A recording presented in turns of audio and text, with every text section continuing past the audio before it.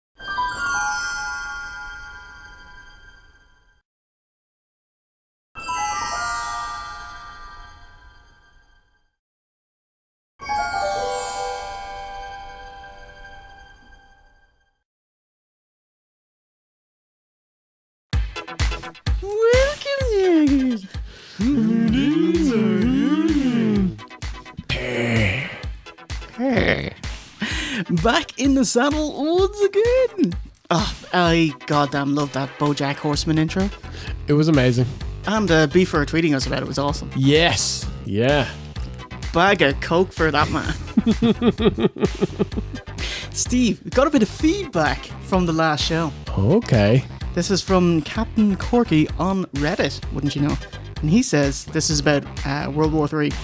Wait a second. In this episode, V1 tells a story about how his parents brought him to a 3-ring circus. But in another episode, it was SummerSlam 92 with the Bushwhackers, Jay asks him if he's ever been to the circus. He says, and I quote, "The circus? No, absolutely not. Please explain this, and boy, I hope somebody got fired for that blunder." I love this guy. Captain Corky, there you go. In episode 42, minute 43, I went to a 3-ring circus once, yes. So you lied in SummerSlam 90. I did not lie. Well, you did. I forgot. And then remembered again later on. Yeah. Oh man, Patreon. Holy fucking shit. Holy shit. Oh my god. Wow. Thank you to over 1,000 founding fathers on NoggerU. Yeah, pretty incredible. If you want to support us and get the next episode out a bit quicker, watch some exclusive reviews and extras, buy us a pint and pledge at noggeru.oswreview.com. Ooh, we'll be at WrestleCon 2017. It's gonna be amazing. What have we got in store? Tell him, try. I was gonna say, nothing yet. Thursday is the live review show, and Friday we'll have a meet and greet booth where you can argue about Lex with Mr. OC. Hey. Massive thanks to Gimmick Tree for the hookup. So to pick up tickets, clicky the link in the description box. You're gonna love it. We have the best type of comedy. Cheap. Ooh, with all our hot dogging and grandstanding out of the way, let's do it to it. Grammar, that is.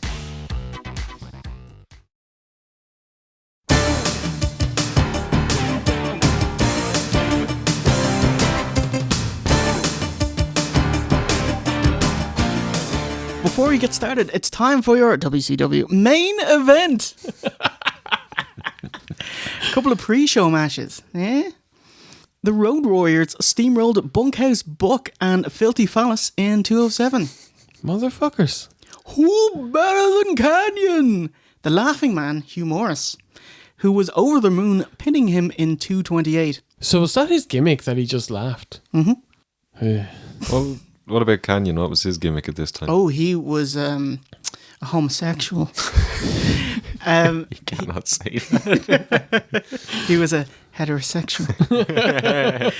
He was a builder. He had... He was a builder? Yeah, he had the utility belt and the hard hat. He had a hat on and the Mick Foley shirt and everything. Are you serious? Yeah. It looked like his original gimmick in WCW. How's that supposed to get anyone over? I don't think it's supposed to get anyone over. I mean, like, not even the great William Regal was able to pull that shit off. And he's a real man. Such a man.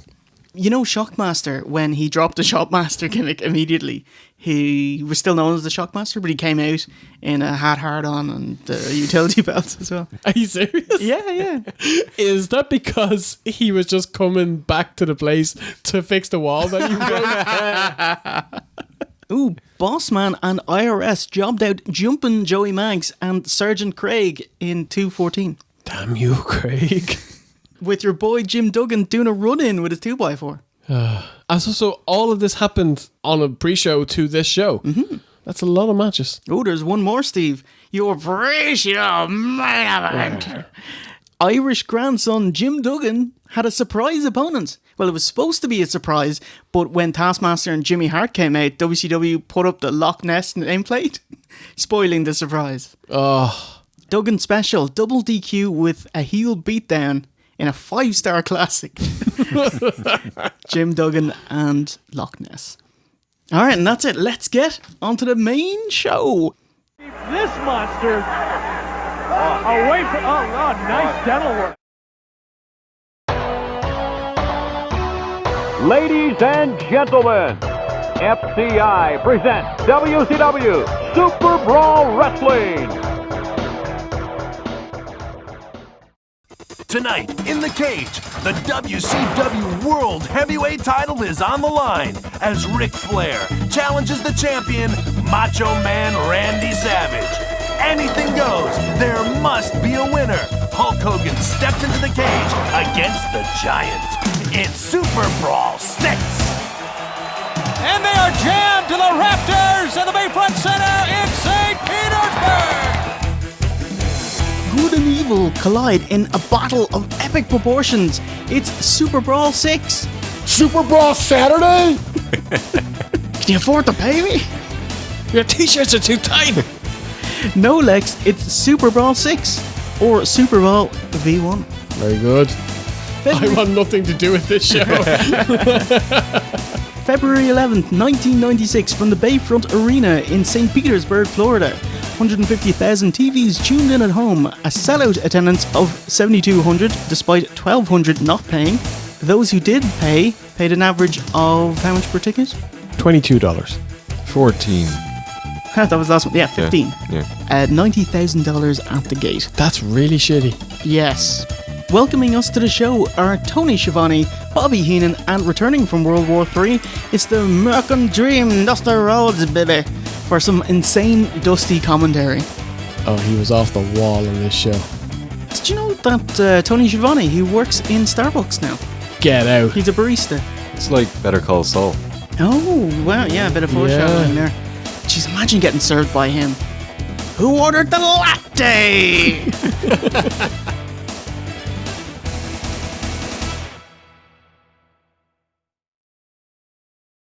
They got their moving shoes on because this is going to be a furniture moving type of situation. This is going to be a furniture moving type situation here. What does that even mean? He's going to help you move. Our inaugural contest is a street fight. It's the Nasty Boys versus Public Enemy.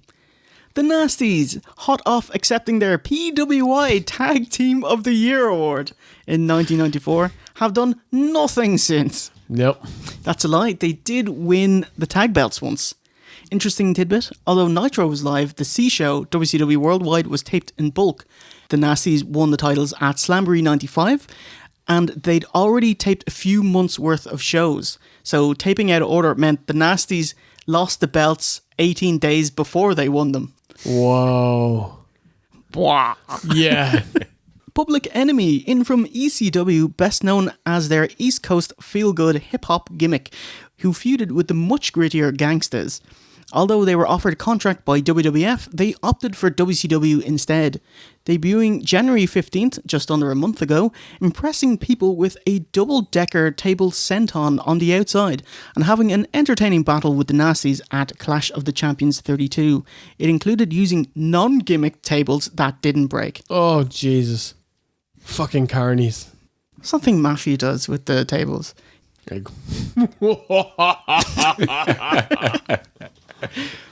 Knobs used a plank of wood that just splinters off and goes flying. You got the lawyers, you gotta get the lawyers out. And fucked a table out at Johnny Grunge. Like, he was in the ring and throws it over the top at him. Oh my God. Pretty awesome, actually. That ended in a double DQ, so we're going at it again tonight. Public Enemy, they're arm waving. There's no particular... It's very random. It's like... it's really bad. It's like two lads escaped off the fucking special bus. Why'd they have to escape?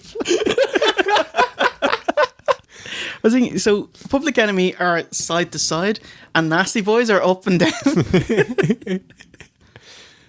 Remember those fucking stairs in the middle of the side of the ring? Sags immediately gets dumped to the outside and hits them. Brawl to the outside, but that's okay as it's a street fight and the best use of both teams. Whack, whack, whack.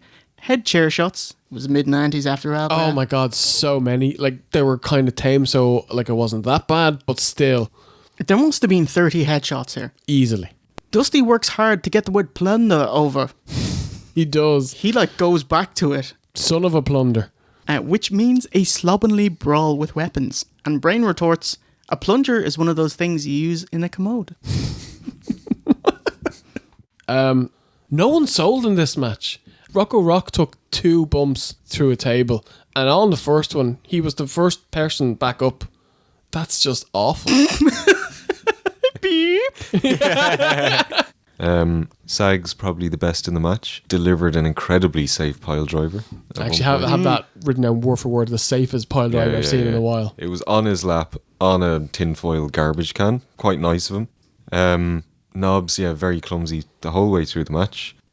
Yeah. The lads worked their Blenda match with chairs versus garbage can lids around a phony concession stand. Leads to a somersault from the top through a table. Oh, it's disgusting as Rocco misses and just splats on the ground. Onto the fucking concrete. Yeah.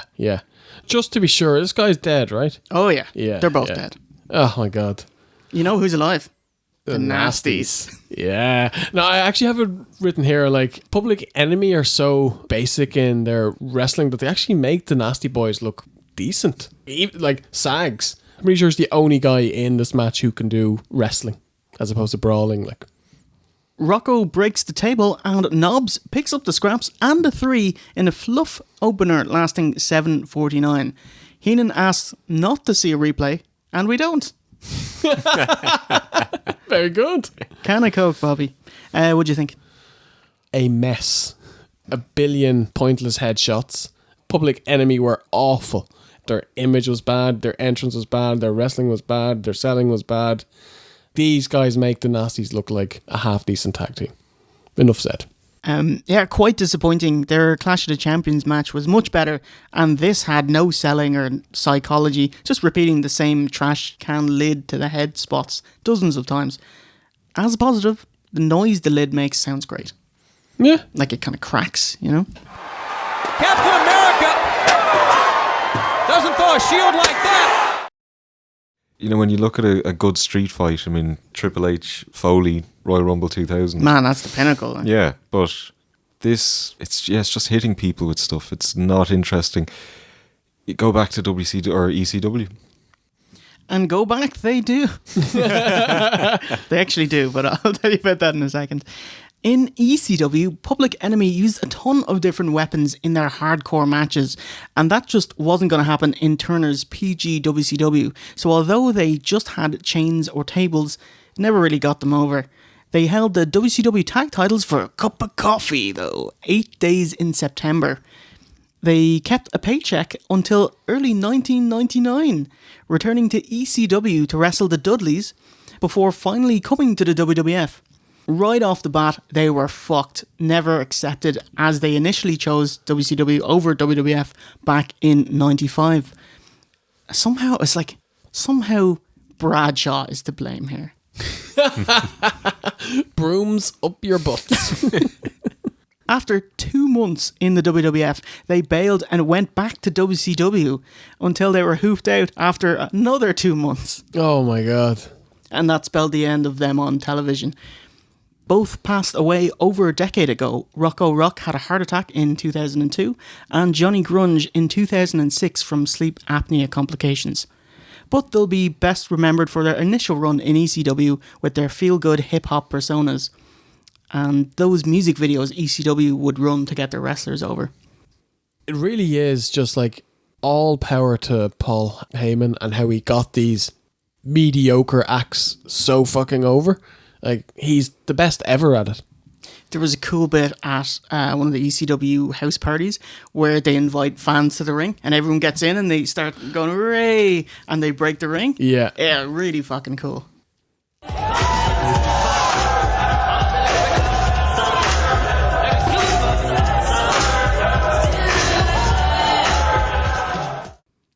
Mean Gene plugs the hotline, rumouring 2 former WWF champions coming to WCW, which is tapping a nose at Scott Hall and Kevin Nash.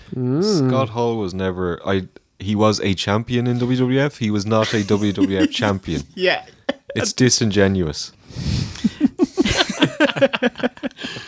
Completely agree. Fun fact, 10 days after SuperBrawl, Hall gave his 90-day notice to the WWF via telegram. And Vince responded by suspending him for 6 weeks so he'd miss out on a Mania payday. My guest at this time, he collectively holds the United States and the Mexican titles. Konnan, come on in. US and Mexican champion Gold Foil Konnan shows up. What does he say? I speak Spanish.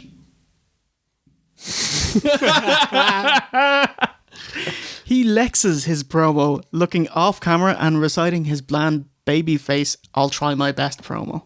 This guy's a good promo, right? Well, later on.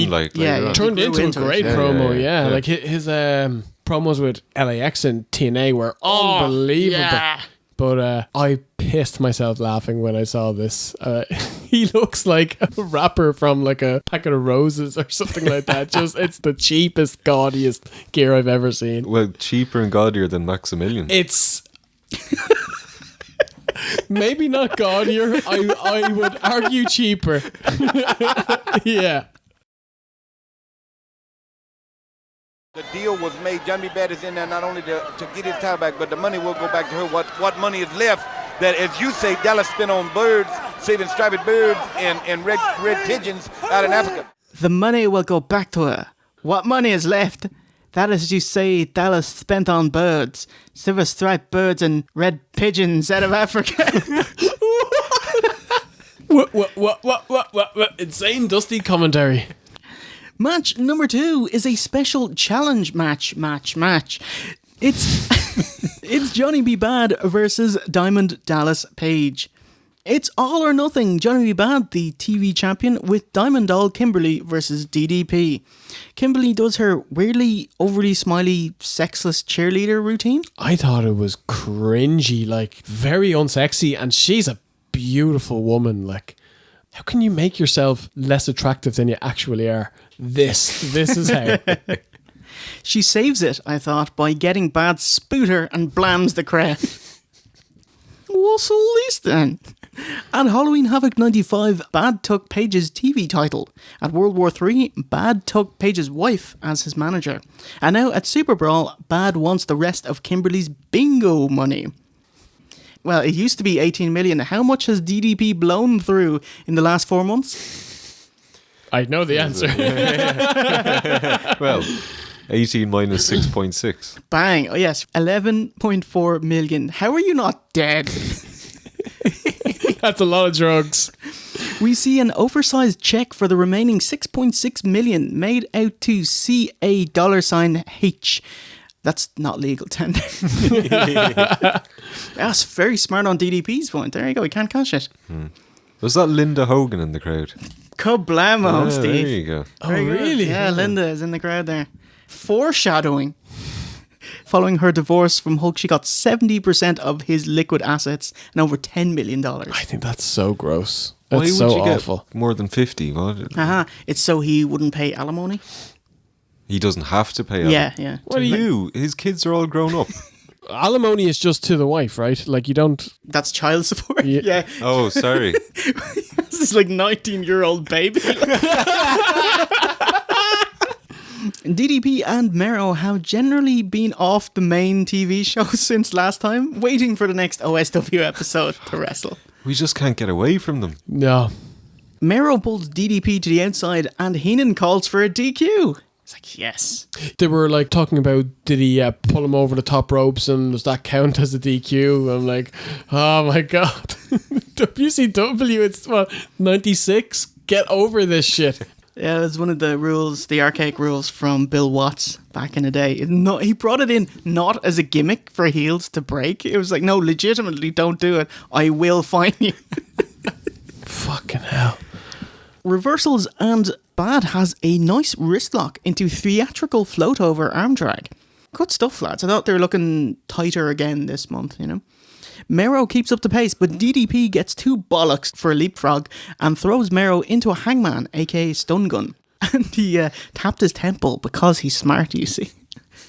He follows up with his delayed gut wrench gutbuster, much nicer this month, but Kimberly refuses to score. Prompted again after a big time DDT, Kimberly gives him a 0. Why does Paige want Kimberly to give him a 10? She's not some kind of Frank Gotch or rollerball rocker or whatever. Rollerball rocker. Aloha, Paige? Denied. Mero's too beaten down to run to the ropes and crumples onto the mat. Very nice. And then there's an ice age of rest holds. Yeah. I actually want to talk about rest holds for a minute. We will later on. Like, in general, I hate the headlock. It's just really boring. But it does make sense for DDP. Because, like, with the stun gun and this headlock, he's working the neck so he can hit the diamond cutter. Yeah. You know? Yeah. So it has maximum effect. But Mero's rest holds, whatever, they're just general wear down. It's shit. There's no psychology behind it. Yeah. Ooh, making good on his assertion of, I speak Spanish. We get a shot of shirtless Konnan with suit-clad Spanish announce team. Fair play to him. I think it's weird because he's naked and the other ones are It clothed. makes them look more naked. Bad's on a roll, gorgeous top rope sunset flip, awkward powerbomb, and a turnbuckle schoolboy, but ref Jimmy Jet only counts 2. A rare successful double axe handle off the top, the Bad Hammer, and it gets a 10. No reaction for the 10. DDP tries his tilt-a-whirl tombstone slam. Second time round, it's reversed. Dusty shouts, "Well, I bet him!" And Mero hits it, which seals the 3, getting the win in 15 minutes. Another decent match. I mean, I preferred last month's one. Yeah, they're pretty good. But never again. That's enough. I'm shocked that there was no swerve here because Bad, the face, has taken everything from the heel. I don't understand this. This is going against what you would consider to be good guy and the eternal struggle. Yeah. So it was decent. Yeah, I thought it was a solid undercard match. Probably my least favourite of their matches that we've seen, but it was still decent. I just thought it went a bit too long. I agree. Although I do think the two worked a much tighter game than we saw them in World War III. Just please stop wrestling each other. They need to fuck off. I couldn't believe when he came out. I was like, oh, Mero. And then DDP came. Oh. So Babyface Bad's got the title, got the girl, and got the cash. Checks made out the cash. I was like, prime opportunity for a heel turn. Just like slug Kimberly and take the check. Like, Oh, that would be an awesome form a tag team. or we could get an awesome vignette where DDP's like waiting outside the bank with his brass knucks. They go out with the $sign money bag, smashing. and run out. $sign money bag. Is Mero wrestling it uncensored? Oh, you'll have to wait and find out. No, he's not. But we'll find out what happened to DDP next time on OSW.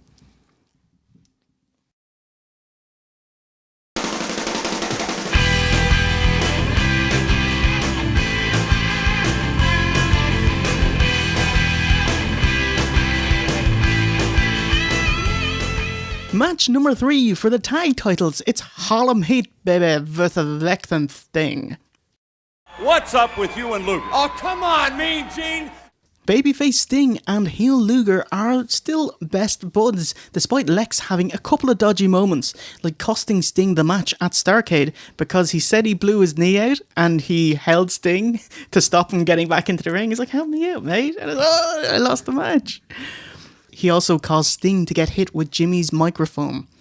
Despite this, Sting agrees to team up to challenge for the tag titles. On January 22nd, Lex gets the hot tag and smashes Booker with a roll of silver dollars, which explode everywhere and the ref has to pretend not to see Oh the my little God. rolling coins. Winning the tag titles for himself and Sting, who is unaware of any shenanigans. At Clash of the Champions 32, the Road Warriors return to WCW and ask for a title shot, which Luger again cheats to win, prompting the furious LOD to demand a match for the winner of this matchup. Not the next pay-per-view, later tonight.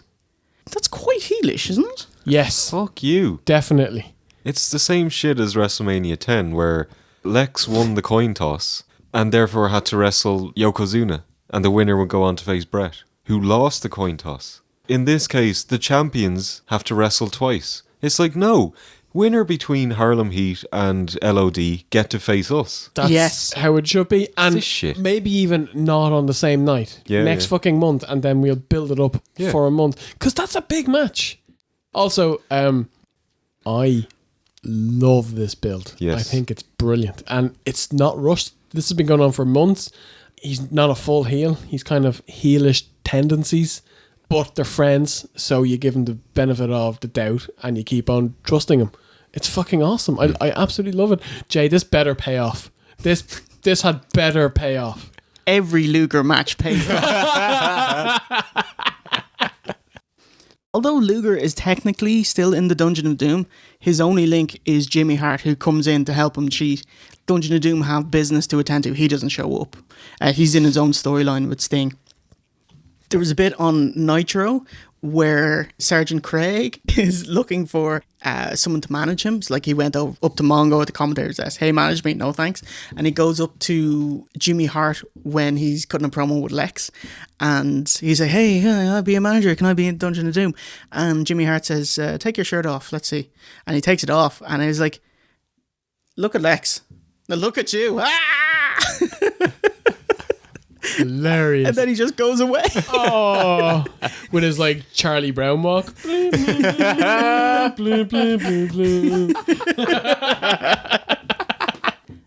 Harlem Heat. No tag bout last time. They made up part of the 60-man World War III match. No Sherry? The commentators fobbed it off on Nitro that Harlem Heat fired her over the Colonel Parker romance.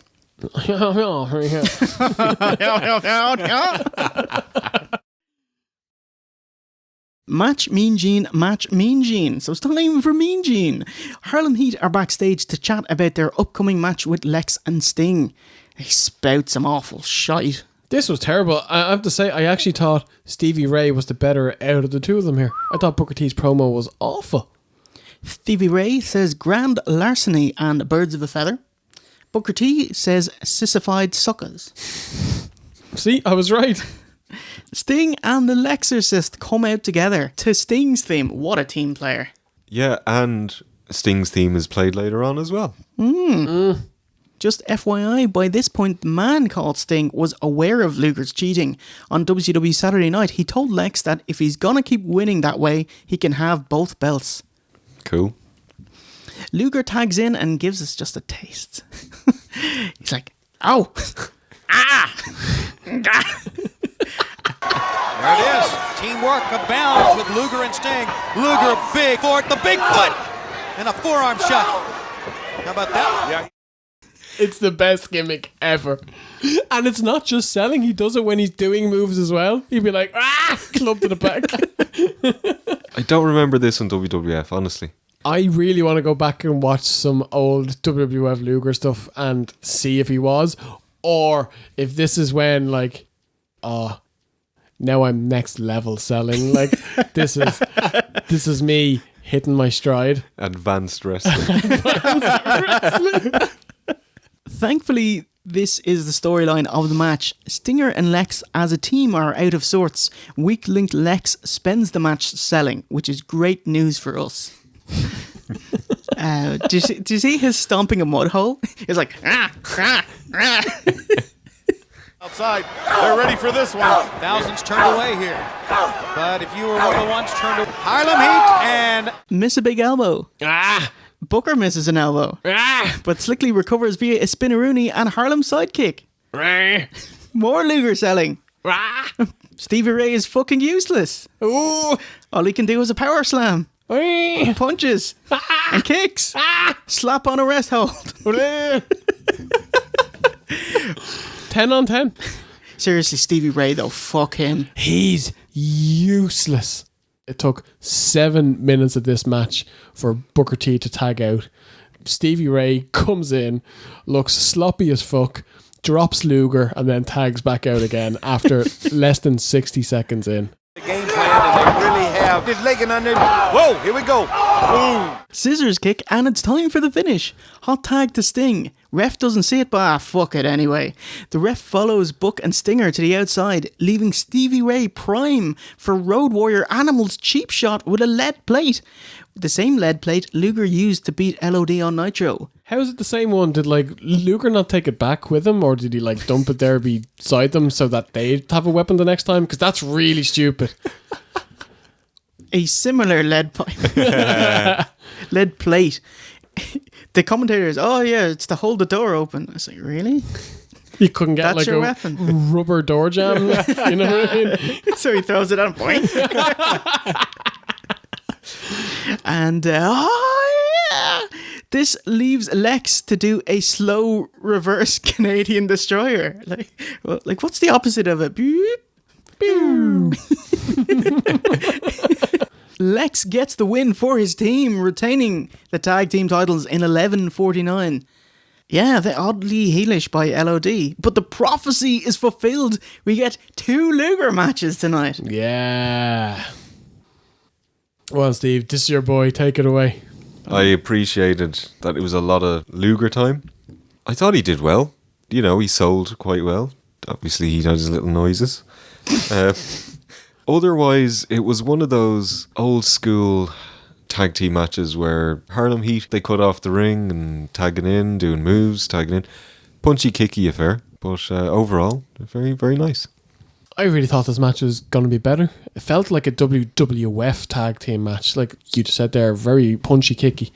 I thought that the actual wrestling in this was a bit shitty, but I really enjoyed just this slow build towards Lex and Sting breaking up and having a feud. So yeah, it's a bit of a mixed bag, but overall, I enjoyed it because of the build. I think Sting is an amazing babyface, but my God, his character is stupid. Yeah, yeah. He is the like Becky Lynch of WCW. Oh, I was just going to say he's the Becky Lynch. Like, sorry, Becky. I thought it was awful. I expected better, but thanks to Luger's selling, it was enthralling. Steve, what have you done to us? I'm actually loving Lex Luger. I'm loving life. The best. At the entranceway with Mean Gene, Stinger marks out, exclaiming how happy he is with Lex. I am with the program, yeah! And then at the commentary desk, Heenan tells us of LOD's fresh man advantage as Schiavone moves Heenan's hand away from him. Like he's talking like this and he's like... That was hilarious. Ground him, keep him down. Don't let him up. Don't let him explode on you, because if he does, he'll be back in Mexico City with Miguel and Pepe Morales celebrating when this thing's over. Be careful. You don't want Konnan to explode on you. Match number 4 is a US title match. It's One Man Gang versus the champion, Konnan. Last time on OSW, we saw that Oh My God carnied the US belt off Kensuke Sasaki, cutting the match short to screw him out of the belt. He defeated Ryate as Supergiant Ninja and joined Sullivan's Dungeon of Doom as jobber fodder for Hogan, taking the Andre Slam and leg drop. Maximilian Moon. Max Moon lands in WCW. Yes, of course, Konnan was the original Max Moon, but WWF gave the gimmick to Paul Diamond before it got to television because they thought K. Diggity had an attitude problem as he was way bigger and more successful in Mexico. And he was, sometimes described as Mexico's Hulk Hogan, headlining Triple Mania 1 and 2 and AAA's first pay-per-view, the highly regarded When Worlds Collide. Konnan showed up in WCW the month prior, introducing himself as the Mexican heavyweight champion, as at this point he was still booking for AAA and their reigning champion, as well as the IWAS International Wrestling All-Stars champion. The future What Bar wrestler was instrumental in WCW hiring more Mexican wrestlers, including Ron Ron, Psychosis, Juventud, and La Parca. At Clash 32, Konnan beat Psychosis with a weird standing figure 4. One Man Gang lost the US title to Konnan last week on the C Show, so here comes the return match. Oh my God, he kicks his nameplate in the transition. He's like, yeah, and it hurts. Oh, really? It's awesome. Konnan has WCW key his name incorrectly. Captain Tinfoil comes out. Holy shit. You'll have to speak up. I can't hear you over your outfit, mate. It's the worst. And does he come out in a mask and then take off his mask? He has a little Captain America mask. Captain Mexico. Captain Cuba. Captain Cuba? Steve! What beer is he? Well, Jay, Konnan is wearing an awful looking wafer thin gold, blue and red getup. So he is a Wisp of Gold. Yes, he is. Do you like Wisp of Gold? I do, actually. Yeah, they're very, very tasty. Is it my imagination, or is One Man Gang like considerably thinner than he was in his Fed run? Yes. He just looks a lot slimmer. But he's also wearing form-fitting outfit. You can see what he looks like naked. He does look a lot better. Yeah, I'll give him that. Duplo Ref is back. He is. It's a powerful mullet in 1996, isn't it? Despite being a tall, jacked dude, Konnan plays the little... Waiting for something racist here. Mexican. You're a little Mexican. Konnan plays the little man against the massive man. But Conan's huge as well. Like, I can't buy him as a little man. Like, he wrestles here with the stick and move and the jive and then quick drop kicks, awkward crossbody out onto the steps. Yeah, what was that?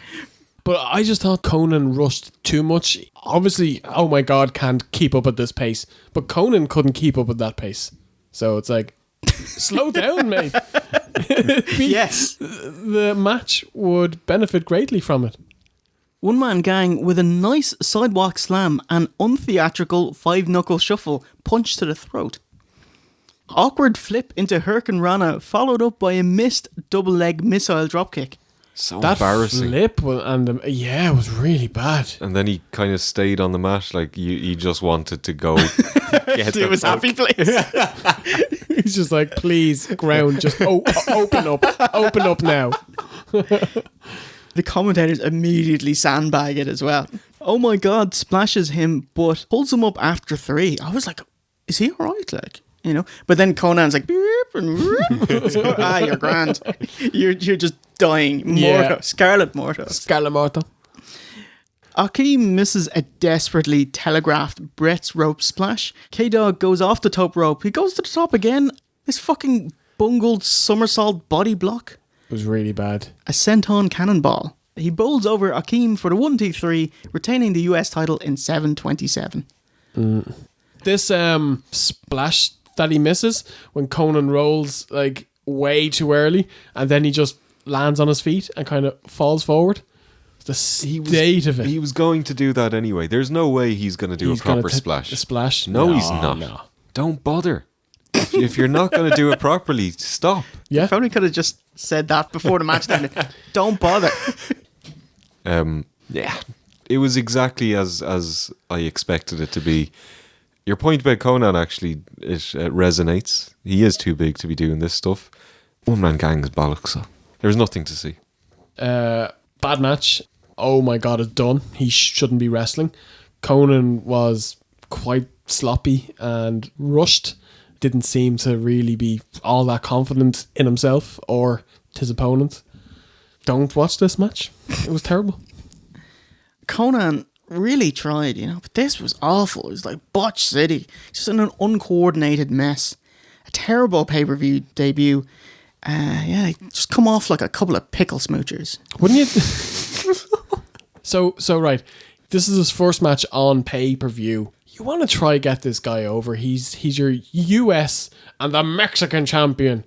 Why not let him have a match with Eddie Guerrero? How awesome would that have been? Spoilers for next month's days. Oh, really? Yeah. Okay. Cut that. One-man gang, he left WCW shortly afterwards. He'd make sporadic returns, most notably at WrestleMania X7's Gimmick Battle Royal, and got a job as a prison guard in Louisiana, just like his Twin Towers tag partner, the Big Boss Man. Nice. Never forget.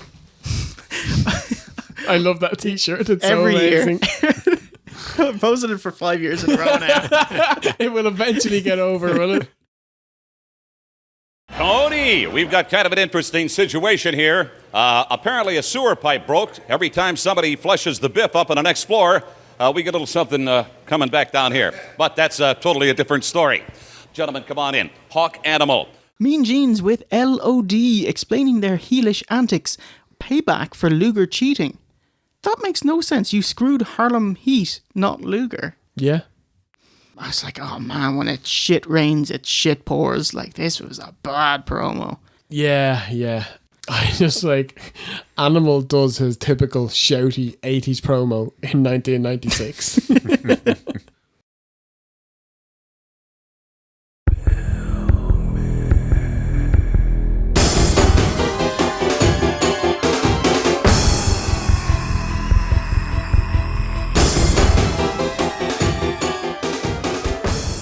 Next up is a I Respect You strap match. Kevin Sullivan versus Brian Pillman.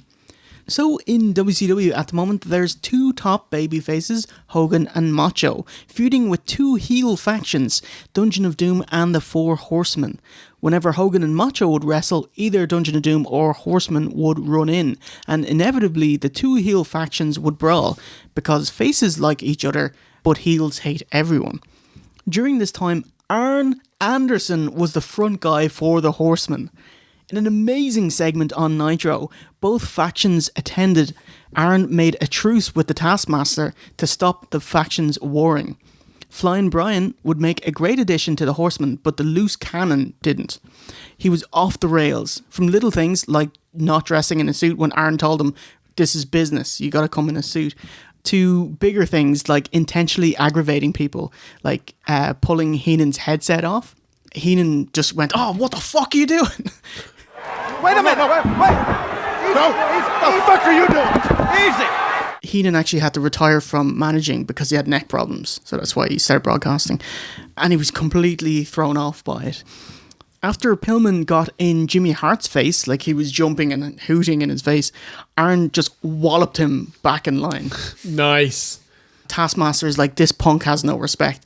Arn's like, yeah, I agree. And he's like, Pillman, And he just takes off his belt. This is gonna hurt you more than it hurts me. And I was like, it's fucking awesome.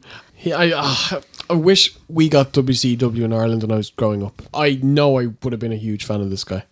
Well, I am now, but it was disrespected Sullivan who started whipping Pillman. This infuriated Arn and demanded a tag match, which ended in a DQ with Sullivan whipping Pillman again, leading to tonight's Respect strap match. It's a combination of a leather strap match and an I Quit match, Dream, to where there'll be a microphone in the ring. When one person says, I respect you, the match is over. Well, I'm going to tell you what, this one here is loaded and will be out of hand, my friends. This is a 45-second match. They start brawling. Sullivan awkwardly amateur wrestles Pillman to the ground. Then he gives him a stiff punch in the jaw. Just bang. Yeah. And they're like, oh my God. They never get the leather strap on. Giggity. And after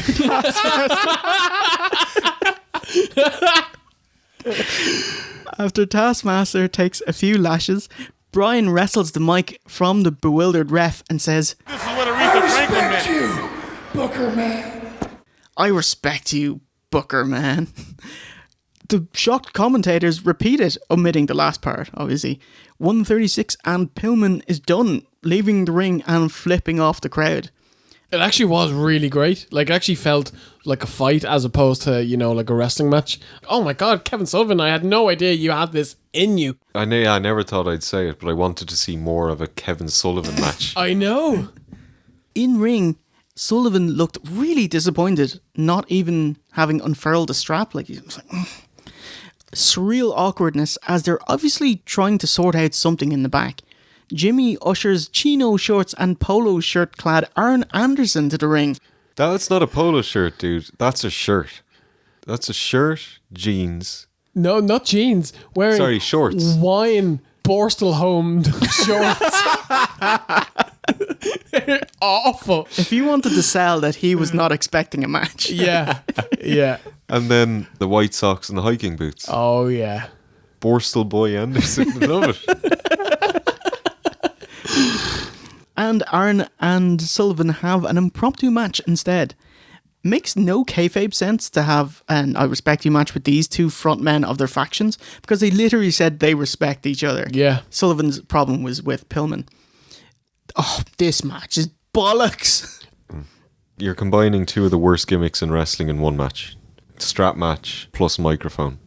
How can it be anything but terrible? What happens is, you'll say, are you going to quit? And then there's grunting because they're gassed. So wrestlers tend to, which is what happened in this match with Kevin Sullivan. Yeah. I'm just glad that they didn't have to touch the four corners. And then they do this gimmick where it's like, I touch, then you touch. I touch, then you touch. I touch, then you touch. And you fight over the fourth one. And I'm like, no. They cancel each other out.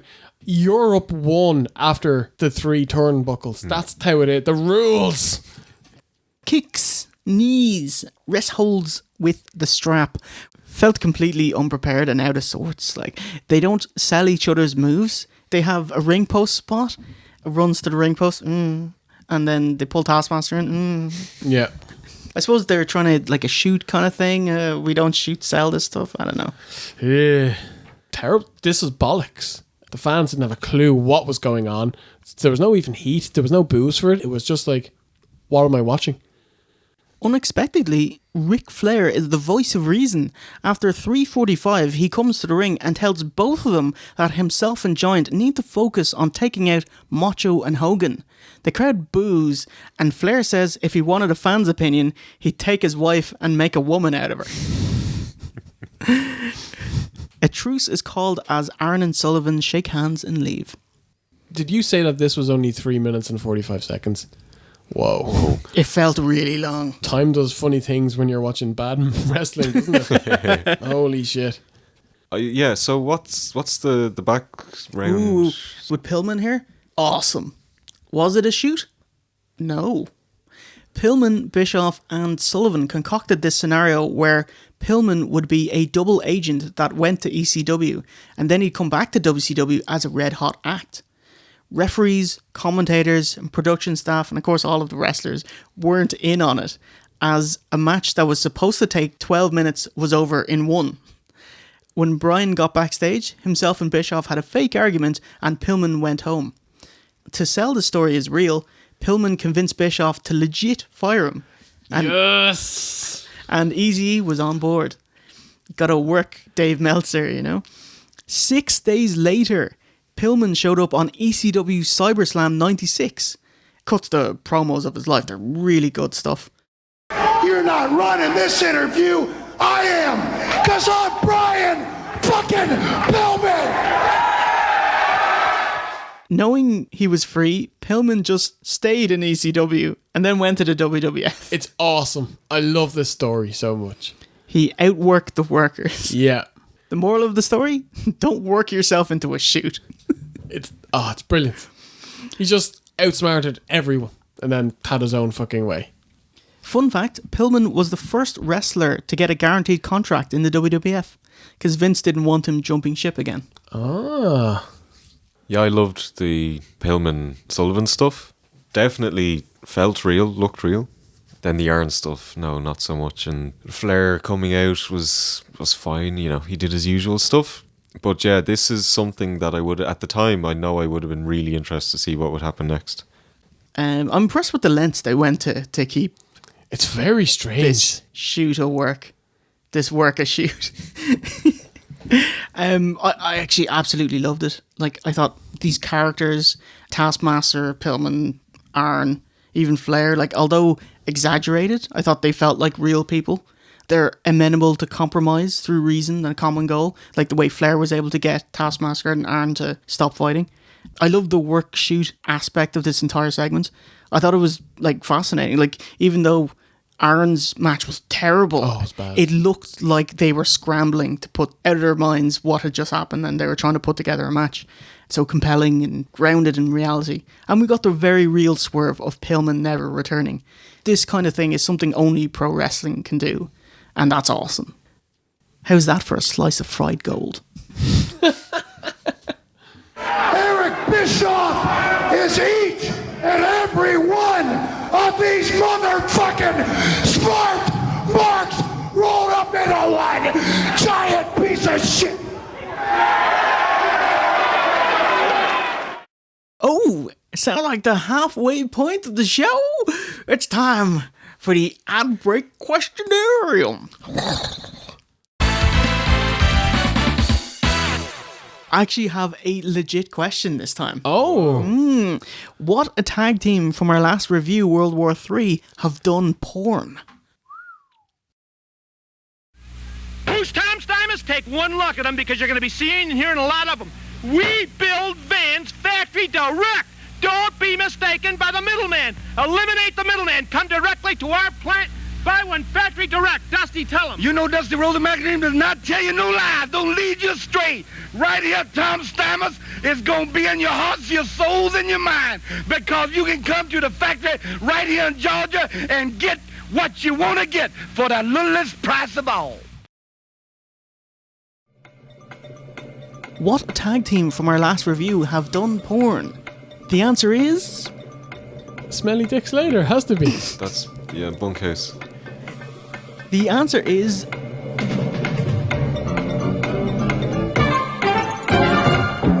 Road Warrior Hawk... No, it isn't. The best possible result, Cutie Suzuki and Mayumi Ozaki. Splicey? Can you give me a...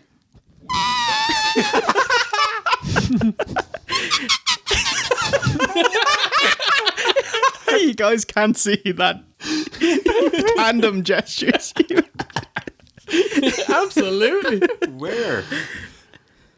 I mean, obviously they've no. lying.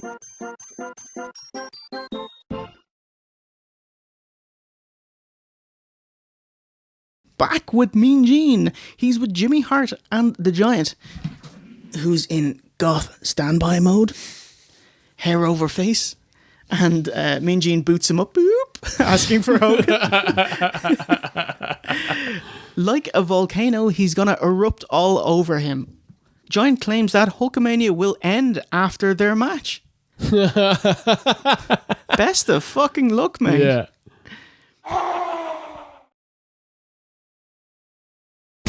I can be your hero, baby.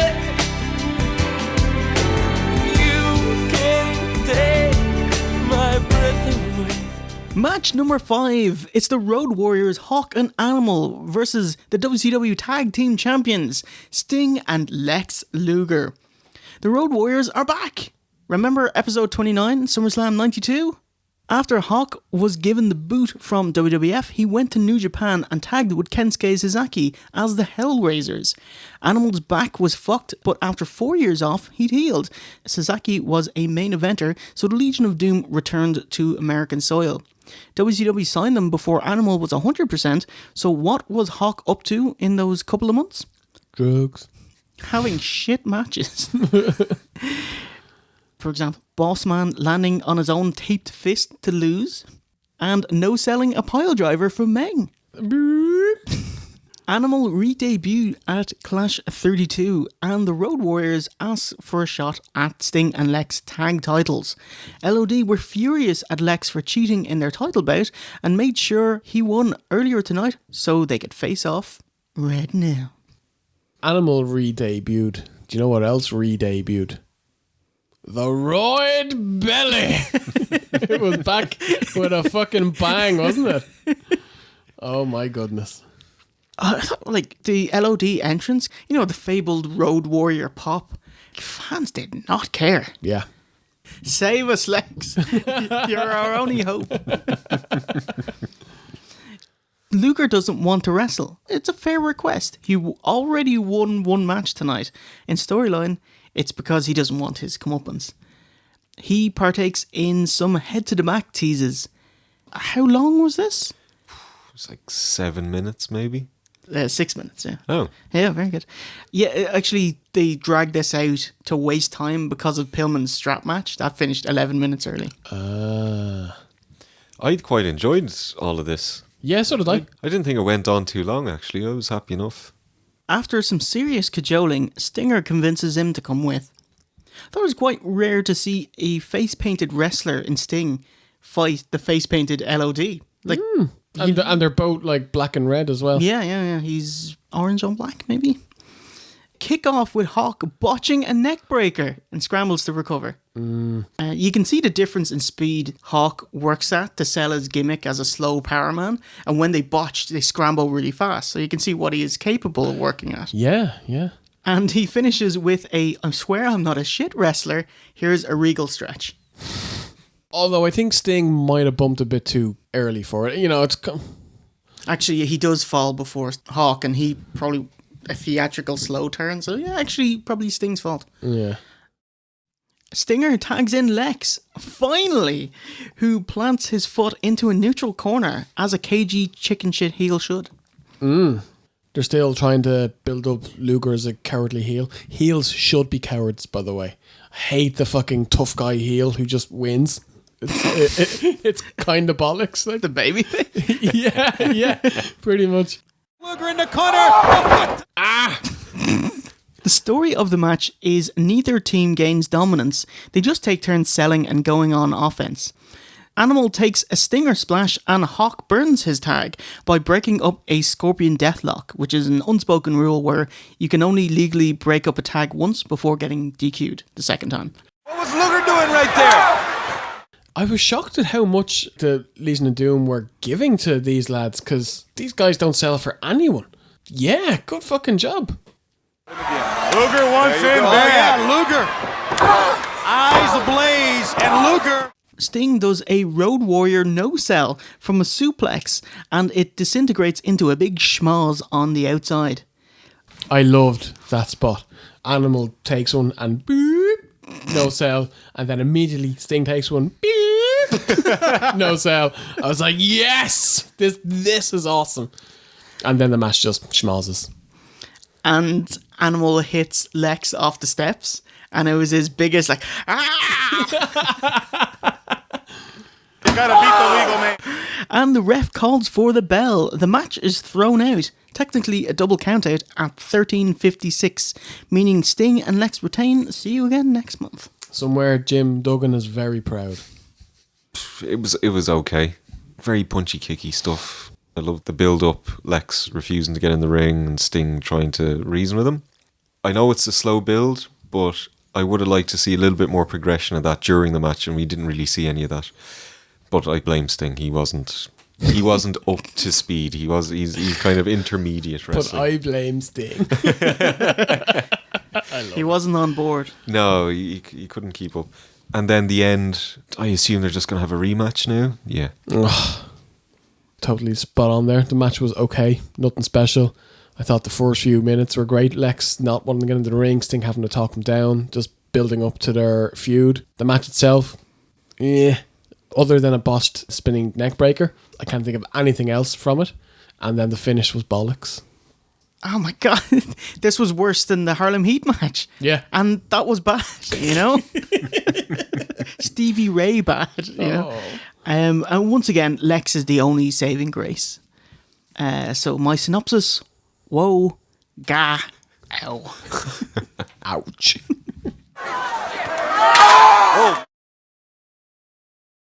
Ric Flair, that match was thrown out, but woman, the match involving this man, the Nature Boy, against the Macho Man in a cage, will not be thrown out. Mean by God, Gene is with Flair and Horseman. What do you think of the name Woman? It's odd, isn't it? It's kind of dismissive, isn't it? Woman.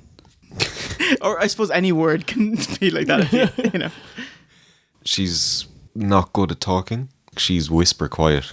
Except when she has to shout. So yeah, other than, well, I mean, backstage. Herself and Rick are not in sync. She kind of half talks and it goes back and it has to go back. Right, woman? Yes, that's right, Nate. Woman. Woman!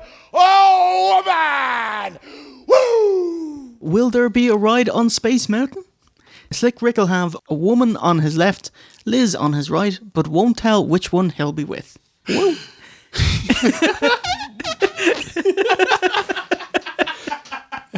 Yes! Thank you, the Nature Boy, Ric Flair. Woman, I thank you very much. Lovely indeed. Gentlemen, let's get back to you. You should probably talk about it. Like, I don't know what to say about. Was it Nancy Sullivan? She was married to Kevin Sullivan. Yeah. It's really sad seeing her, you know? Since we didn't watch WCW as kids, I don't have a reference point for Nancy Benoit here as her wrestling character. When I see her, all I see is murder victim, you know? True. The cage lowers. In WWF, we get the awesome chugga chugga chugga chugga chugga kind of ominous heartbeat music. In WCW, we get cheesy game show music. It's boom boom boom boom. It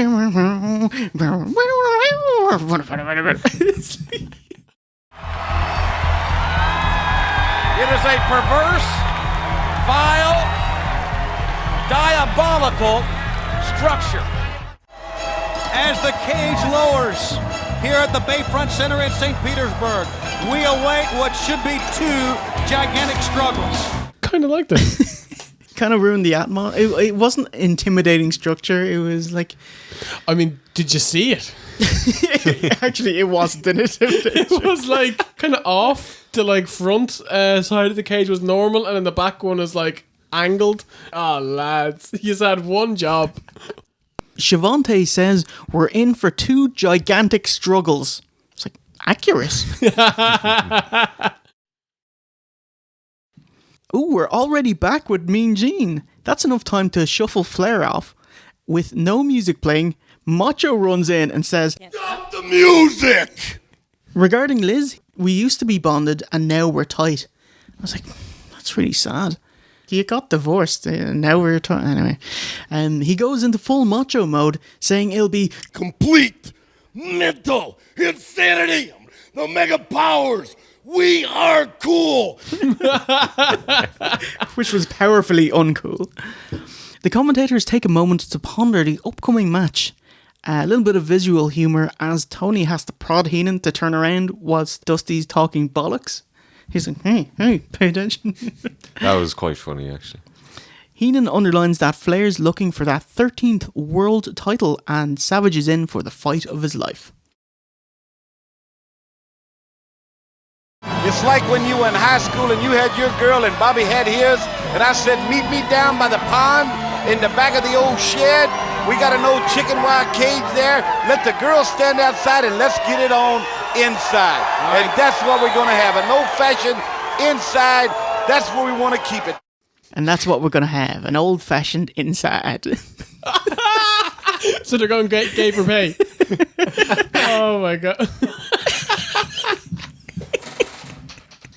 It's your semi-main event, aka no main event.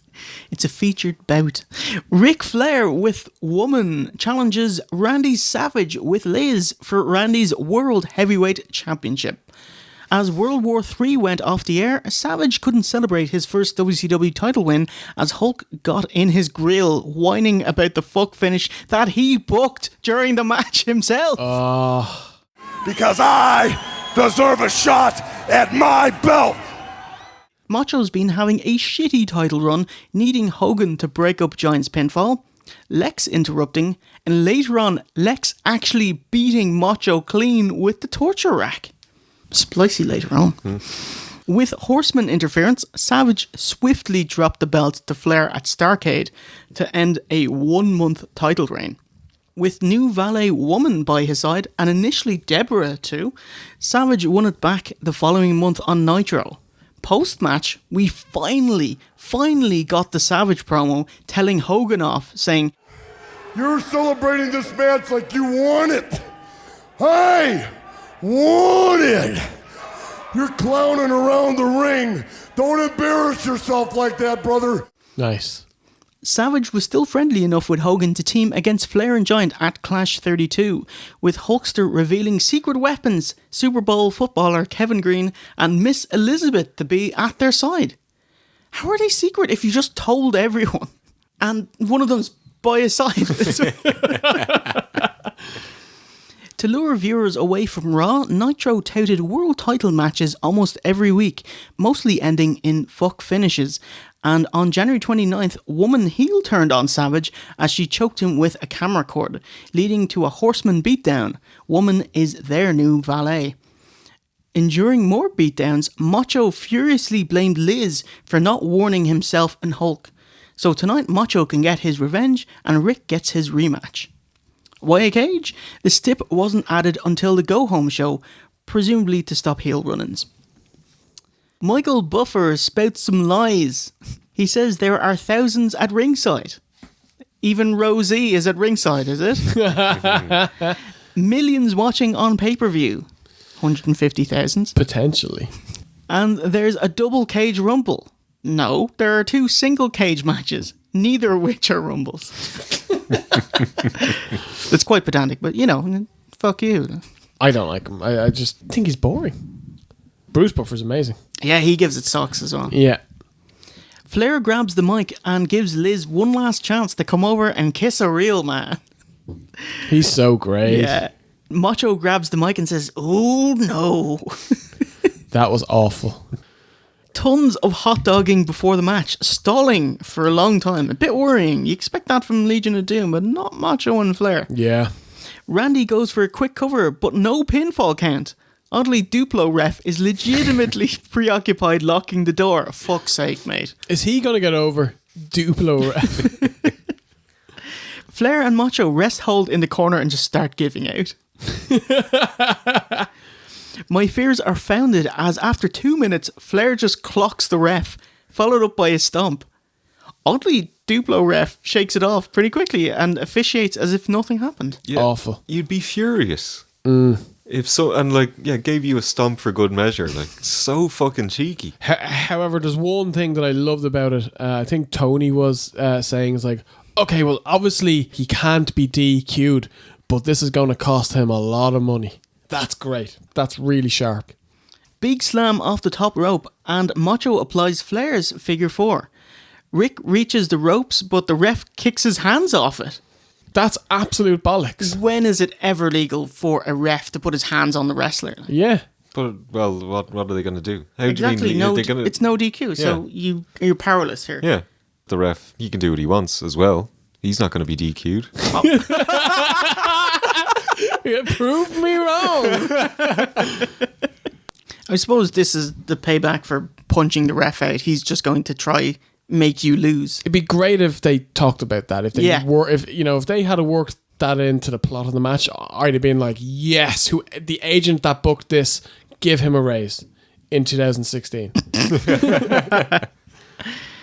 Despite being in the figure four for a minute, Flair gets up and no-sells it. The fuck? Yeah. You know? Yeah. Macho gracefully scales the cage, but his double axe handle is met with a punch in the throat. Oh, nice. Time to go to school. Flair applies his figure four. He even grabs the ropes for extra leverage because fuck you, Duplo ref. Fuck you right back, as when Macho's hands are underneath the ropes, which would be a rope break in a regular match, but not in the case here because it's a cage match, the ref physically pulls Flair off to break the hold. That's absolutely fucked. Yeah, I have it just here. Fuck this guy and his knowledge of the rules. Lego ref wouldn't have gotten this wrong. Woman starts wailing. It's grating. Dusty mentions she needs a cork in her. Bottom of the rail, bottom of the iron of the cage right there. Liz is the opposite, remaining silent. Flair tries to escape, and we see how buckety the cage is, flimsily held together as Savage rams Nature's head against the hard camera side, and a piece of shit cage door swings open. Yeah. It was actually amazing distraction, as this is when Flair blades. Yeah, I have it here, like, Flair gets colour, does it better than anyone else in this business. And they actually did promise blood in this match, but they kept it to wide shots. They don't go zoom in close to see Flair's head. You don't need to. You know, you can see it a mile off. Is it kind of gross that it's like Flair's the best at cutting his own forehead in the world? Also, Flair, put your arse away.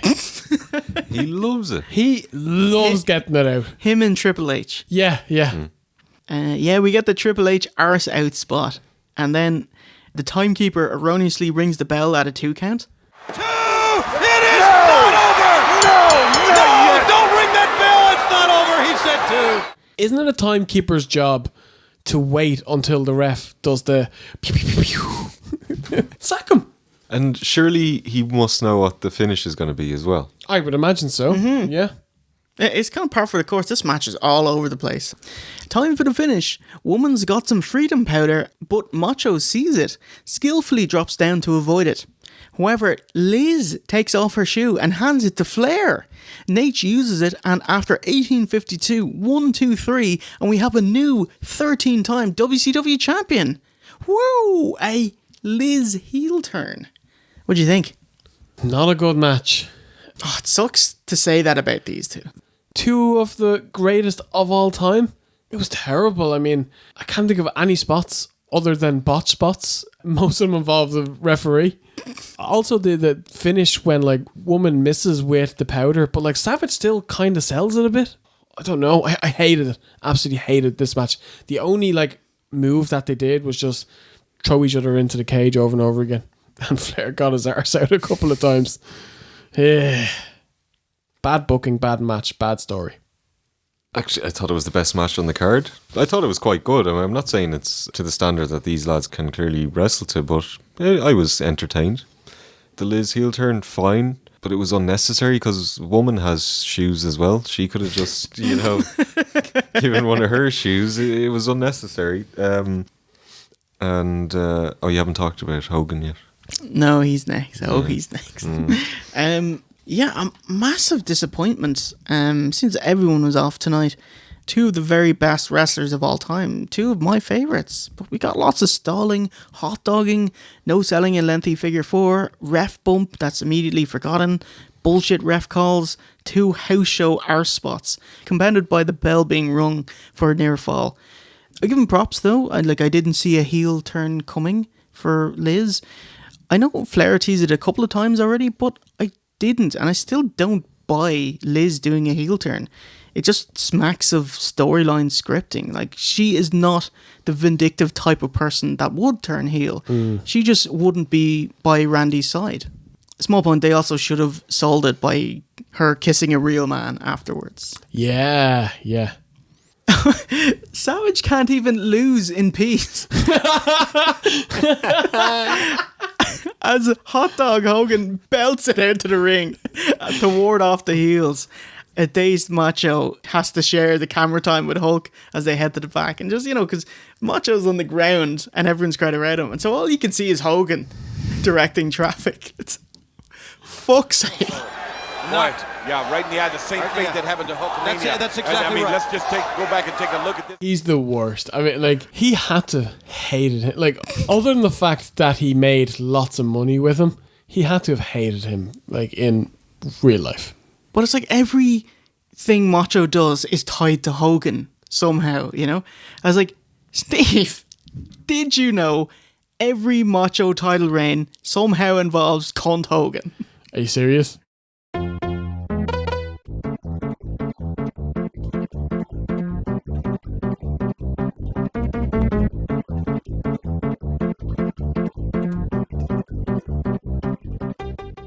All right, WrestleMania 4, Hogan celebrates and won't leave the ring as Savage wins his first WWF title. And then Savage is forced to turn heel so babyface Hogan can end his title reign at WrestleMania 5. WrestleMania 8, Savage wins the WWF title halfway through the pay-per-view because Hogan didn't want to wrestle Flair. So this is the only time he gets to celebrate properly. World War III, 1995, Hogan bitches and won't leave the ring as Savage wins his first WCW title. Nitro, January 22nd, 1996, Hogan celebrates and won't leave the ring as Savage wins back his WCW title. Spring Stampede, 1998, Savage wins the WCW title so he can drop it to Hogan 24 hours later on Nitro.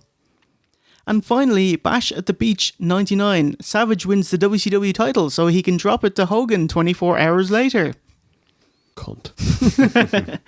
And that was Macho's final world title reign. There you have it. Macho's title reign's all about Hulk Hogan. He's unbelievable, isn't he?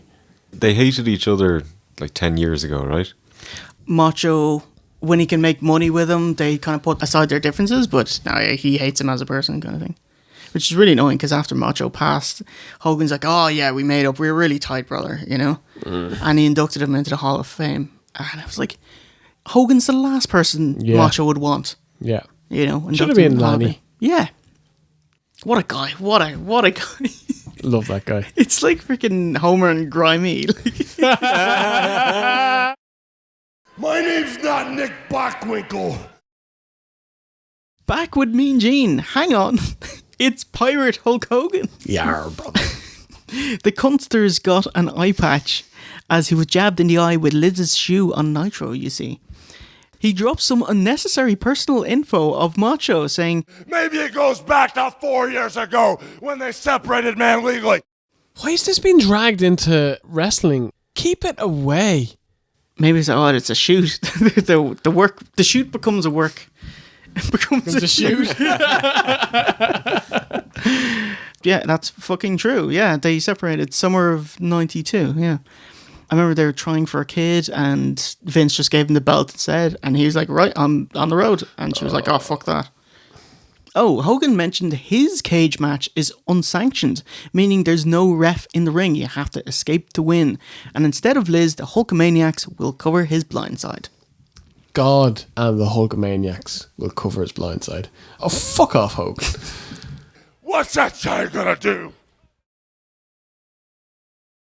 He is Hulk Hogan, the most legendary figure in the history of this sport right here at WCW. The Giant has to be 20 times bigger than he is, I believe, to beat Hulk Hogan. The Giant has to be 20 times bigger than he is to beat Hulk Hogan. Fucking cheers. What does that even mean?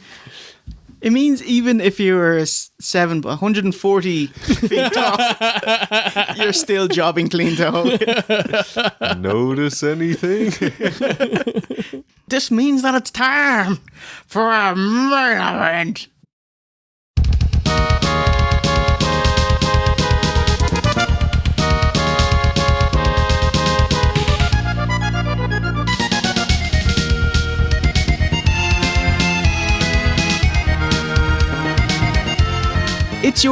actual main event. The steel cage match twixt Hogan and Giant, intertwined with the Savage Dungeon of Doom 4 Horseman storyline. He was written off TV as suspended, so he didn't have to work Starrcade. He then threw a strop at Macho, saying he should be number one contender. That's it. That belt has my name on it. The belt, the WCW title that has my name, Hulk Hogan, on it. After hot-dogging during Macho's second title win, he got put in his place, but still got the last word in, saying, Congratulations on being the new WCW heavyweight champion, brother. But I might add, with a little help from your best friend, man. He just has to get it in, doesn't he? Can't let him have anything. Fair play to Hogan, though. Flair came out victorious at the Clash, and again on Nitro, after hitting Hogan with Liz's shoe, which is a bit hilarious. Since Flair's busy with Macho, on the go-home Nitro, the Dungeon of Doom beat up Hogan, setting up this match. Buffer redeems himself by pointing out that Giant, the man who literally returned from the dead last October, and the mouth of the South, the dapper gentleman Jimmy Hart. Can anyone be dapper wearing like Hogan's face on their jacket, you know, or like the fucking Nasty Boys or something? it's the dynamic dominator of the Dungeon of Doom, the Giant. He's facing the king of Hulkmania, the other half of the Mega Powers, the Hulkster Hulk Hogan, who scales the cage to enter, tears the shirt. I thought it looked awesome, actually. Immediate Hogan sucks chance. He goes for a fucking SmackDown special and just immediately tries to climb the cage. Love it. What a heel. Why have they never booked that? A four-way cage match and immediately everyone takes one side of the cage and climbs it. It'd be brilliant. Yeah. The match is over in 20 seconds. It'd be unbelievable. Or is that in the kind of pile of like Russo ideas with like the wrestler who has a hump in his back so he can't be pinned? Or the one-legged wrestler who goes into a Royal Rumble and throws one leg under the ropes. Sorry, Steve. These are all I kind of derailed it there. Yeah. No. The whole idea behind this match is that they want to kick the crap out of each other. Yeah. So fair enough if you leave somebody laying in the ring. But if you're going to try and escape after like a clothesline, then you're a coward. Yeah, the cage as a gimmick is there, so you've got nowhere to run. But to win the match, you have to run away. Yeah. One thing that annoys me about the Big Show, you know when he does a big forearm smash to the back of his opponent, his legs go quite bendy. They go in. He's like In, this. yeah, I got you. It just he really annoys goes me. bow-legged? Yes, yeah, the opposite of bow-legged. Well, it's goes still bow-legged. wob-legged. Hulk redeems himself. He gets some Jay Hunter offense in. He does. Eye rake. Back rake. Approved. Headbite. Now you're talking. And it needs more face pull. Yeah. Uncharacteristically, they booked Giant like he was Andre. Slow, simple power moves requiring little movement. Like he'll throw Hogan into the corner. There's a mercy spot. Choke with a t-shirt. Bear hug. Stuff where if you're immobile, this is what you do. But he moves far too sprightly to have the same grandeur as his dad. He gets to his feet really quickly. Or when he does an elbow drop, he'll run and do a big jump, you know? The way he wrestles, it's like a wrestler who just happens to be tall rather than a giant wrestling, you know? Yes! Oh! We sound like three Zodiacs right there. I'm telling you, yes. No. There's no heat for this match. No, it's so boring. They're just walking around, hitting each other every so often. It's walk and brawl, but like they can't even leave the cage to walk. The crowd are sitting on their hands. Giant slowly dominates, ripping the eye patch off, and we get the old backbreaker wobble and throwing Hulk against the cage. And there was like a 3-minute bear hug spot. Like Show just had him for ages, and it was the one time in the match where the fans got behind Hogan. And I don't think it's because they wanted Hogan to win. They just wanted him to get out of this spot so the match could move on. It was terrible. My favourite spot of the whole match is when Show was trying to walk out the cage and Hogan did a Dixie and he grabbed on to his leg. And he's like, no, you're going nowhere. That was the best spot in this entire match. Time for the finish. Chokeslam. Hogan hulks up. Punch, punch, punch. Cage, cage, cage. Big boot. Hot dog. And Giant just stays in his Mortal Kombat dizzy animation. Andre slam. Big leg. Big leg. Big leg. And Giant. What happened here? He pops up to stop Hogan escaping the cage. Holy shit, he just took all of Hogan's offense, and maybe he's like, we'll have a really shit match, but watch the shine I'm going to give you. Yeah. And watch me take this shine immediately away. Big timber spot. Giant crashes to the mat, and the 6'6" Hogan climbs over the cage and wins in a desperate 15:04. So a fall off the top of a high building didn't do much damage to the Giant, but what was that last move? Just a punch to the head. Yeah, that does more damage than falling off a building, basically, yes. Yeah, it was terrible. I mean, it's one thing to have Andre in this kind of match because, you know, he's got a presence. The Giant looks impressive, but he just doesn't have that same aura about him, so it doesn't work. Giant was trying to escape, run away at one point. Hogan trying to run away. Thankfully, the crowd weren't into it. But you would think that at this point, Hogan must be realising the crowd are having none of him anymore, and hence what would happen a few months later. Like, I honestly think it's gotten worse in the last couple of months, you know? Yeah, definitely. Oh, man. This match was bad. There were no moves. They just walked around, clubbed each other, threw each other into the cage. No sold moves. Wouldn't let anyone get over. I've nothing good to say about this match. Yeah, it was really bad. It was boring, it was slow, and it was par for the course tonight. Both are capable of so much more. Yeah. Shit. You know, because usually WCW, you have probably one decent undercard match, rest of it's shit, but the main event delivers. You know, Macho's in there, usually has a great match. But just everyone's having a terrible match who isn't named Lex Luger, you know? Yeah.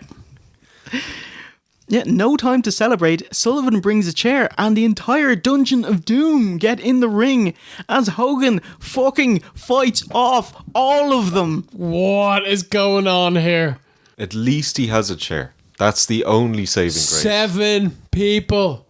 Oh yeah, eight people, see. Loch Ness never gets in the ring. No, there were 9 with Loch Ness. Oh my god, it's even worse. Chair shots for everybody. Giant, Sullivan, Meng, Barbarian, Hugh Morris, Shark, oh my god, Zodiac. Holy shit, they're hightailing it. They're running away. Chases away the most evil faction in WCW all by himself with Lance Storm headshots. They've been feuding for months now. Why is he waiting? Why does he waited so long to do this? He could have done this on day one. Yeah, day one. Bish, bish, bish. Fuck off. Bish, bash, bosh. Oh my god. All of this is to make room for the Dungeon of Doom's newest member, the Loch Ness Monster, aka Giant Haystacks. He was always a big man, but by 1996 he'd put on a ton of weight and looked every bit of 600 pounds. Yeah. The Dungeon of Doom hold him back so he can't enter the cage, and they're like, ooh, you better watch it, Hogan. Oh, Hogan, you've got it coming to you. Fair enough, you took out 8, but 9. Oh. The other thing is, like, they're holding Loch Ness back so he can't enter the cage. It's like, you're not fooling anyone, mate. There's no fucking way you're going through that door, like, especially with the turnbuckles in the way. Yeah. Yeah. So with the spotlight on he alone, Hulk hot dogs and grandstands to see us out. From the greatest live production team the world has ever known. Yes. And for Bobby the Brain Heenan and Dusty Rhodes, I'm Tony Schiavone. Good night from St. Pete.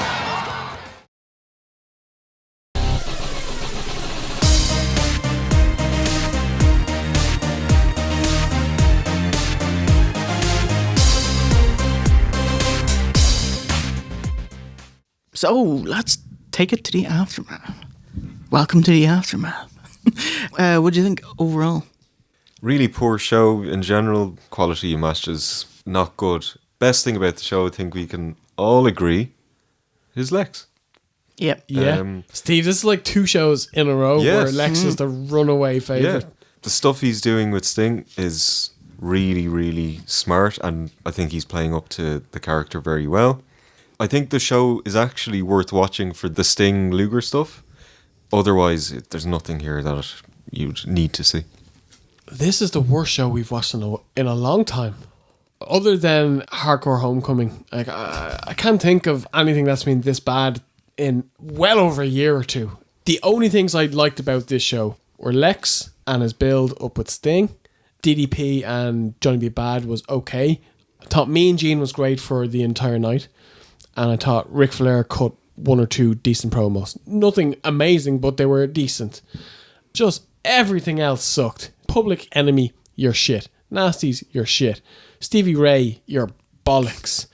I didn't really like the Pillman shoot angle. Oh my God versus Konnan, you're bollocks. Flair versus Savage, you're slightly bollocks. Hogan, you're massive bollocks. Just overall, bollocks. But it's just a really bad show. This isn't good bollocks though. No. This is badness. This is hard to watch, difficult to take notes on. The second you start thinking about this show, oh my God, it gets even worse. Don't watch this show. Terrible. Yeah, agreed. Like, everyone had a really off night. I'm kind of shocked that the main events didn't deliver, especially Savage and Flair. Highlight was Lex, and I actually really liked the Pillman angle, but overall, yeah, easily runaway worst pay-per-view of this story arc to watch. By a mile. Yeah. We got time. We can find out what happened on Nitro the next night.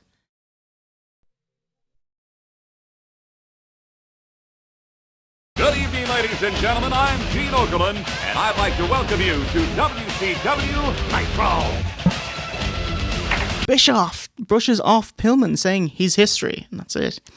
Savage, in a ghoulish green getup, jobs out Laughing Man Hugh Morris. The immobile Loch Ness can't catch Scotty Riggs in a calamity botch. He's like, jumps at him with a crossbody, and your man flumps, and he just kind of thumbs up. Splicey, please. And squashes him, obviously. Konnan has a much improved spot vest with dangerous Devon Storm, who dresses like Marty Jannetty but wrestles like Sabu. K-Dog reverses a top rope Hurricane Rana by Storm and awkwardly gets the 3. And woo! This is what you're waiting for, Steve. Promo time with woman Liz and popping out from the sheets, Ric Flair. WCW decide to hand Liz a microphone live on Nitro and say, explain your heel turn. How did it go, Jay? Amazing, brilliant, urbane, witty, effervescent, How do you think it went? Deer in headlights. She's like, I took half the money, half the property, and last night I took it all. And then she pauses for so long trying to remember her next line. Mean Gene and Ric Flair start talking. And she's like, remember my line, shut up. All right. And she just butts her way in and finishes her promo. And it's like, oh. Last night, I took it all. Wait a minute here. What she wants to say. I know. This is exactly how you think it would go. Yeah. And that's how it went. And that's why you should never book her as a promo. Sherry Martel, she is not. No. Although that one segment that you love. The greatest of all time. Yeah. Steve, in the main event, Hulk Hogan faces Arn Anderson. Arn bumps like a boss for Hogan before a back elbow turns the tide. Arn tears at Hogan's eye, hits a gorgeous Arn spinebuster. Then Flair, Woman and Liz hit the ring. Rick gets fought away, but Woman throws freedom powder in Hogan's eyes. Arn hits Hulk with Liz's shoe, and 1, 2, fucking 3, Arn Anderson pins Hulk Hogan. Oh, my boy. The boyhood dream has come true. Mongo is more furious at Liz doing this to Hogan than her ex-husband Macho. Hogan shoos them away, but it doesn't matter. The result stands. Arn leaves us with the promo saying, No! The sky's not falling. No! It's not the end of time. Yes! Arn Anderson just beat the great, unbeatable Hulk Hogan. Oh my god. Anyway, so very average Nitro with a great peak in Arn and a great trough in Liz. Ooh, just had a final thought. We're often told to stay away from 4-letter words like and Dewey. But maybe it's not the words we use, but how we use them. Or more importantly, when not to use them. Cunt. That's it.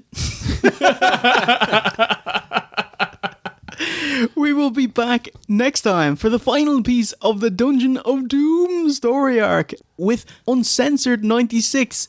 But before we wrap up, let's take it to the Wrestling Is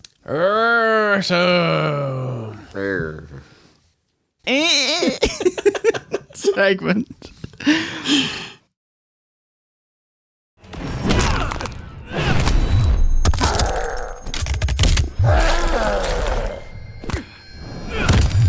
Awesome! You're gonna be fearless, painless, unstoppable.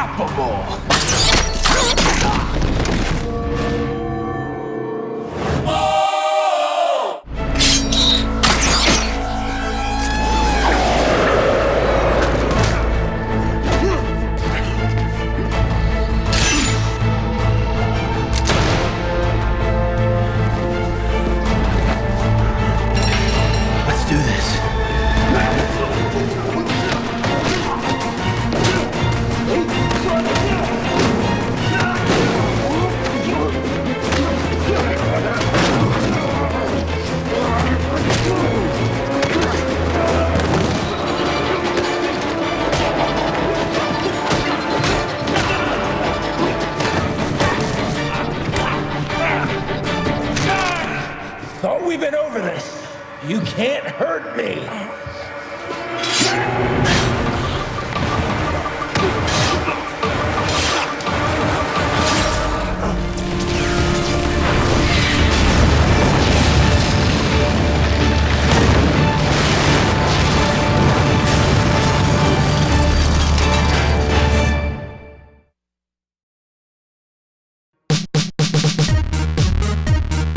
Well, that does it for this week, folks. 2 Lex bouts, 2 cage matches, and Hogan sent 9 guys packing. Next time on OSW is episode 61 and the final slice of sugary shitcake of the Dungeon of Doom story arc with Uncensored 96, featuring Regal versus Funley. Oh yeah. And the infamous Doomsday Cage match. Help us get the next episode out quicker by enrolling at Nogger University and get some sweet exclusive vids and stuff in the mail too. A massive thank you to over 1,000 enrolled in Nogger U. You are fucking awesome. Shout out to our boys at WrestleCrate. Yeah, you can get 10% off your first crate if you use the code Bockwinkle. That's what EL. And it wasn't bollocks. Yeah, they have like an awesome monthly crate of wrestling stuff. It's lots of fun. Thank you to James Gordon for the What Bar graphics, Brett from the Wrestling Rewind podcast for What Smokes, Peter for the incredible comic book artwork. What's his surname? Yeah, just remind me of that. Peter. At Daydream Figures for the awesome place card, and Reload Last Save for their talent. Remember. Paul. You know, episode 1 we broke out Paul. Fuck off. Yeah, the Inception. That's hilarious. Remember, you can catch all of our episodes free of charge and an IMAX flavoured 4:3 full screen at oswreview.com. So it's a goodbye from OSE. Beard out. V1. Take a boot. And myself, Jay Hunter. A winner is you. Cutie Suzuki and Mayumi Ozaki. They had a lesbian DVD called Great Legend of Beauty. Just Hold on, can you just, while I write this down? And also a magazine shoot called Red String If Fate. I love Japanese translations to English, they're the best. Pretty sure they're just gay for pay though. Yeah, just give them a couple of clamps and suddenly they're knicker pickers. Spare rib ticklers. Quick rib fitters. See you next time, and thanks for playing.